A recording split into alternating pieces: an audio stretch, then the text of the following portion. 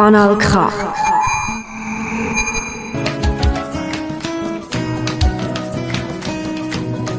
Fenêtre sur l'Afrique.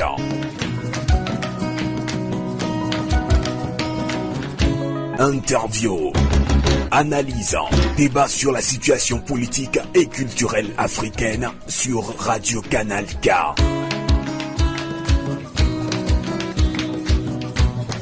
Fenêtre sur l'Afrique, la voix des sans-voix, la voix des opprimés.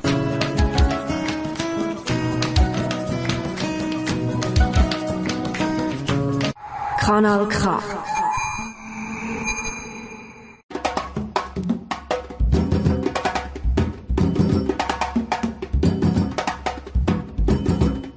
Il avait renoncé au mois de mars de cette année à briguer un troisième mandat.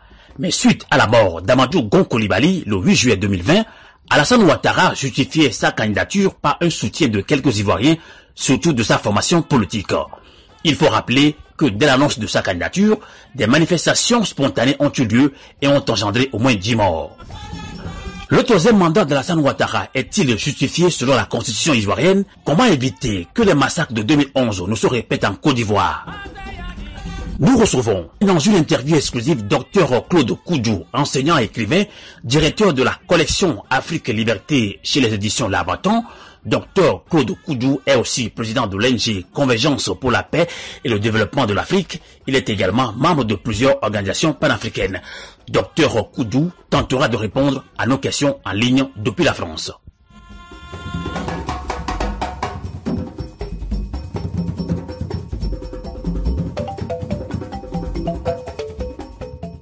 Docteur Claude Koudou, bonjour. Merci d'être l'invité de Radio Canal K dans cette émission panafricaine Fenêtre sur l'Afrique. Bonjour Amos. Eh bien, docteur Koudou, Ouattara a finalement déposé sa candidature. Et selon son parti, c'est une nouvelle constitution de la Côte d'Ivoire qui lui permet de briguer un nouveau mandat qui sera de facto un troisième auquel il avait pourtant renoncé en mars de cette année. Alors, quelle est votre lecture de la situation? Il faut dire que quel que soit le camp où on se situe, il ne faut d'ailleurs pas parler de camp parce que celui ou celle qui doit gagner, c'est le pays, c'est la Côte d'Ivoire, et il faut éviter tout calcul politicien. Il faut éviter la mauvaise foi.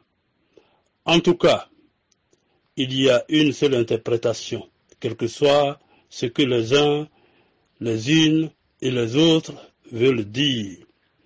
La seule interprétation qui entre dans le cadre de la Constitution ivoirienne, c'est que personne ne doit briguer 3 mandats à la tête de la Côte d'Ivoire. C'est dit dans l'ancienne Constitution et c'est repris dans la Constitution actuelle. Donc là-dessus, il n'y a pas de débat.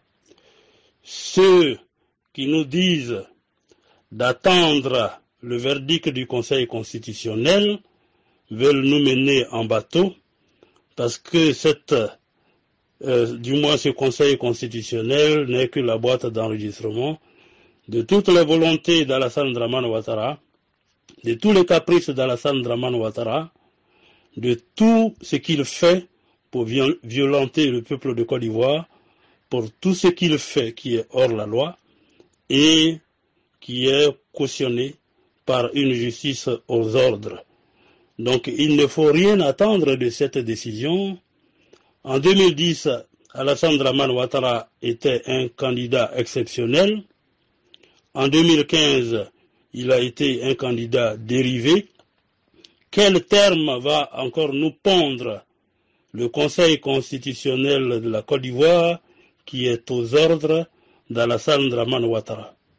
Donc là-dessus, nous sommes très sereins et la réalité, c'est que Alassane Dramane Ouattara ne doit pas briguer un troisième mandat conformément à la Constitution ivoirienne.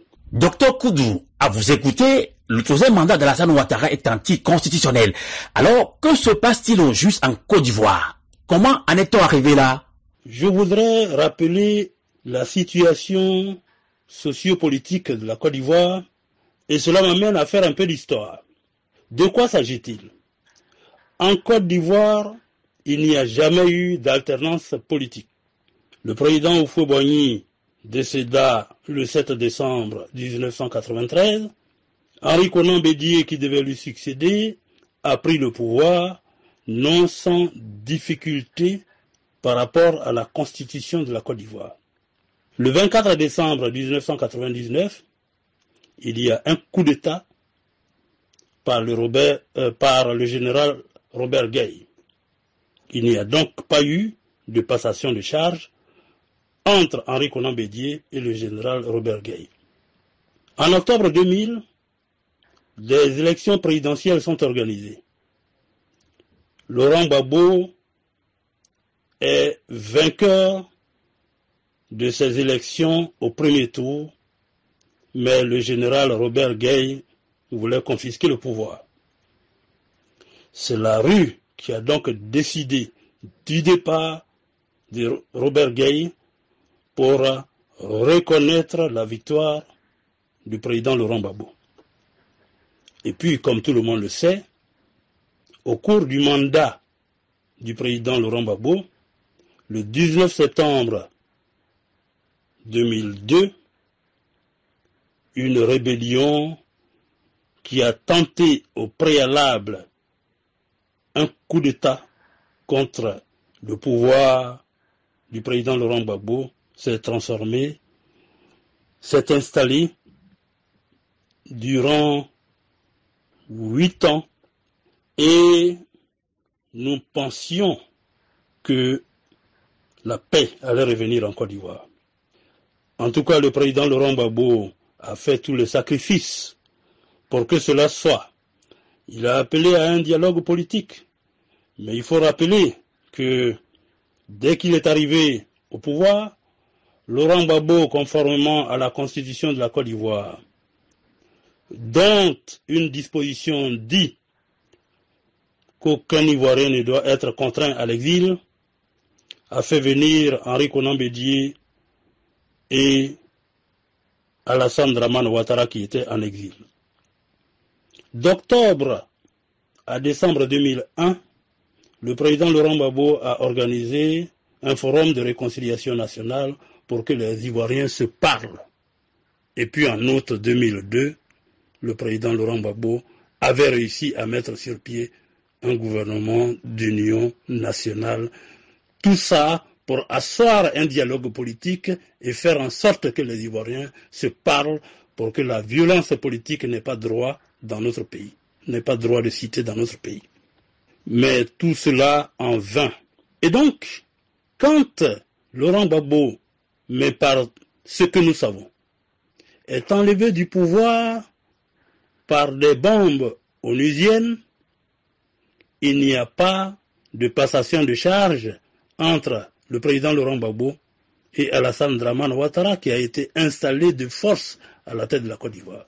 Il faut donc dire que en Côte d'Ivoire, depuis le décès du président Félix Houphouët-Boigny, il n'y a jamais eu d'alternance politique, il n'y a jamais eu une transition dans la sérénité, une transition que tous les observateurs sociopolitiques peuvent saluer. C'est ça la réalité. Et donc, on peut effectivement craindre que par la volonté d'Alassane Dramane Ouattara de s'accrocher au pouvoir, il y a en perspective un danger qui plane sur la Côte d'Ivoire. Dès l'annonce de la candidature d'Alassane Ouattara, des manifestations spontanées ont eu lieu partout en Côte d'Ivoire, engendrant au moins 10 morts. Du coup, les manifestations sont interdites jusqu'au 15 septembre. Alors, Dr Claude Koudjou, craignez-vous pour votre pays à l'allure où évoluent les choses? Que craignez-vous concrètement? Des manifestations spontanées ont eu lieu en Côte d'Ivoire. Il y a eu effectivement 10 morts.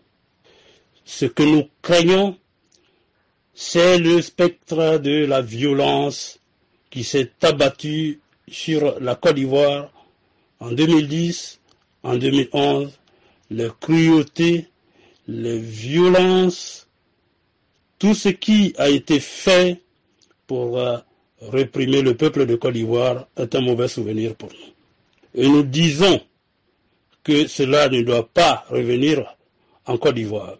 Laurent Gbagbo, Blé Goudé et Soro Guillaume sont rayés de la liste électorale. Quelle incidence sur les prochaines élections selon vous? Évidemment, cela pose un problème. Parce que voilà, des personnes qui sont condamnées par contumace. Des personnes dont certaines ne savent même pas qu'elles ont été condamnées. Ces personnes-là sont rayées de la liste électorale. Vous voyez donc là la volonté du pouvoir ivoirien d'utiliser la justice contre ses adversaires. Toutes ces rayures de ces noms de la liste électorale est donc une volonté politique.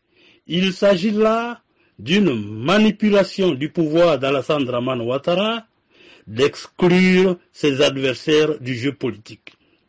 Et ça, c'est inadmissible. Alors, la question, quelle incidence sur les prochaines élections? De gros problèmes, parce que, d'abord, les conditions pour organiser des élections transparentes, crédibles, inclusives et apaisées ne sont pas réunies. C'est cela la réalité. Alassane Dramane Ouattara ne veut pas respecter l'arrêt de la Cour africaine des droits de l'homme et des peuples. C'est donc une personne qui ne respecte pas les lois. C'est une personne qui organise depuis un pouvoir autoritaire avec son clan. C'est une personne qui renie en permanence, en tout cas, tout ce qu'il dit. Et comme il a des relais internationaux, des relais mafieux qui veulent l'accompagner dans son assise du pouvoir, il pense pouvoir régner à jamais sur le peuple de Côte d'Ivoire. Le peuple de Côte d'Ivoire ne reculera pas. À vaincre sans péril, on triomphe sans gloire. Nous n'aimons pas la violence, mais nous n'allons pas non plus nous laisser massacrer. Docteur Claude Koudjou, la situation est inquiétante en Côte d'Ivoire. Comment éviter que les massacres de 2011 ne se répètent en Côte d'Ivoire? Enfin, comment éviter ces massacres? Bien évidemment, qu'est-ce qui provoque tous ces troubles? Nous avons dit plus haut qu'il s'agit, et ça c'est connu, Emmanuel Macron avait félicité Alassane Dramane Ouattara quand le 5 mars dernier, il avait décidé de ne pas briguer un troisième mandat. Tout le monde avait salué cette décision. Il est revenu sur sa parole depuis et nous voyons un mutisme, un silence des institutions internationales. Est-ce que la Déclaration universelle des droits de l'homme vale, du moins la déclaration, est-ce que ça vaut pour tout le monde? Là où il y a 10 morts aujourd'hui en Côte d'Ivoire, 10 morts qui ont pu être comptabilisés, il y en a peut-être plus. Nous voyons que les organisations internationales sont tièdes à l'endroit de Ouattara, à l'endroit de son pouvoir dictatorial, à l'endroit de sa façon de se mettre à chaque fois dans l'illégalité. Le peuple de Côte d'Ivoire ne se laissera pas faire. Le peuple de Côte d'Ivoire n'est pas violent, mais là, il s'agit de défendre son droit. Un peuple qui a envie d'amener ses enfants à l'école, un peuple qui a envie de s'exprimer, un peuple qui a envie de se nourrir correctement, un peuple qui a besoin d'hôpitaux, un peuple qui a besoin de la juste répartition des ressources. En tout cas, la politique étant la gestion des affaires de la cité, il est évident que si les politiques se mettent à dos le peuple, en tout cas, ces politiques-là ne peuvent pas avoir la caution du peuple. Et comme le pouvoir, c'est, du moins la démocratie, c'est le pouvoir du peuple par le peuple, évidemment, le peuple va aller chercher son pouvoir et le remettre, en tout cas dans des conditions sereines, entre les mains de la personne qui peut incarner les intérêts du peuple de Côte d'Ivoire.